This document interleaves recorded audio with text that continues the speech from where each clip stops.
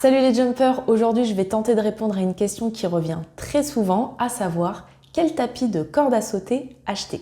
Alors il faut savoir que dans ma pratique, je n'ai jamais eu besoin d'utiliser de tapis, donc je ne vais pas dans cette vidéo recommander tel tapis plutôt qu'un autre ou telle marque plutôt qu'une autre, tout simplement parce que je n'ai pas testé, donc je ne vais pas recommander des équipements que je n'ai pas testés. En revanche, on va s'intéresser ici à une question qui devrait venir au préalable, à savoir, as-tu réellement besoin d'un tapis pour faire de la corde à sauter? Et pour ça, on va aller s'intéresser à la surface sur laquelle tu pratiques pour que je puisse t'éclairer au mieux. C'est parti! Alors tout d'abord, si tu t'entraînes en intérieur sur un tapis, alors j'entends par là les tapis de maison, les tapis de salon, quels qu'ils soient, il faut savoir que ce n'est pas la surface idéale pour t'entraîner, pour pratiquer la corde à sauter. Après, si tu n'as pas d'autre choix, dans ces cas-là, un tapis de yoga en caoutchouc peut faire l'affaire. Maintenant, si tu t'entraînes en intérieur sur une surface dure, déjà il faut savoir que les surfaces telles que le bois, mais aussi tout ce qui va être sol et parquet stratifié, ça c'est le top pour pratiquer la corde à sauter. Et dans ces cas-là, un tapis n'est pas forcément nécessaire. Toutefois, tu peux utiliser un tapis de yoga en caoutchouc, notamment si tu veux protéger le revêtement de ton sol. Maintenant, si tu t'entraînes en plein air sur du béton, alors déjà, il faut savoir que les surfaces dures et très rugueuses, c'est pas l'idéal ni pour toi, ni pour tes cordes, même si bien sûr, ça dépend de la qualité de tes cordes. Il y en a qui sont incassables et qui sont faites pour être utilisées en extérieur.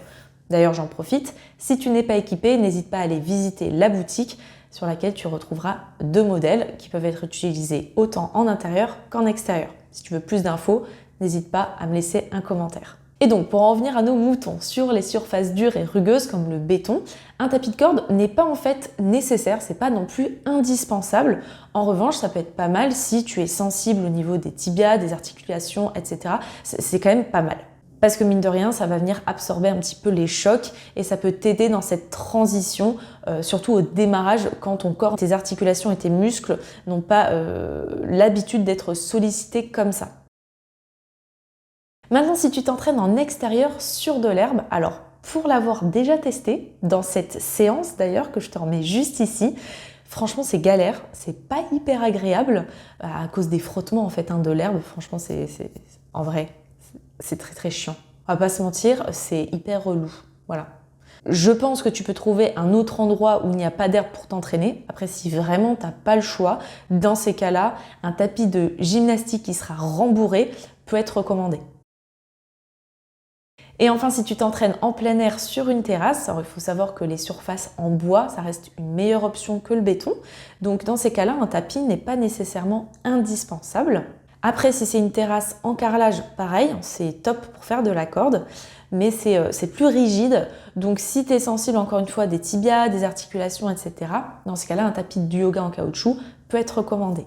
Pour conclure, tu auras compris que ça reste aussi du bon sens, que ça va dépendre de où tu en es dans ta pratique de la corde à sauter. Si vraiment tu débutes et que tu sens que tu es fragile à certains endroits de tes muscles, de tes articulations, etc., eh bien, quel que soit le type de surface, ça peut être judicieux d'utiliser un petit tapis au début, notamment pour t'aider, pour l'absorption des chocs, etc.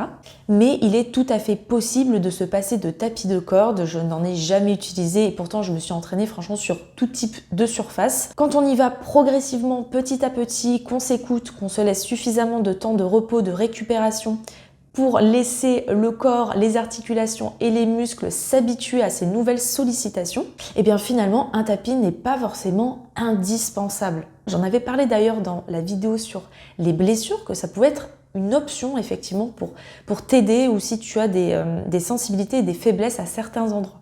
À toi de juger s'il est bon ou non d'investir dans cet équipement. N'hésite pas à me dire en commentaire sur quel type de surface tu t'entraînes, si tu utilises ou non un tapis. Voilà, ça peut aussi aider les autres, les gens de la communauté, peut-être à prendre une décision par rapport à ça. Également, si tu as des recommandations de tel type d'équipement que toi-même tu utilises, n'hésite pas à mettre tout ça en commentaire, ça peut en aider plus d'un. Avant de vous laisser, j'en profite pour vous dire que le programme de corde à sauter avance très bien. Il s'intitule Jump Peps, donc ça s'annonce très dynamique, on va bien transpirer, on va bien s'amuser.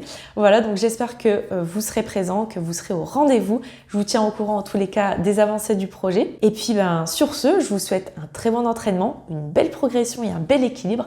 Et je vous dis à bientôt pour une prochaine vidéo. Ciao!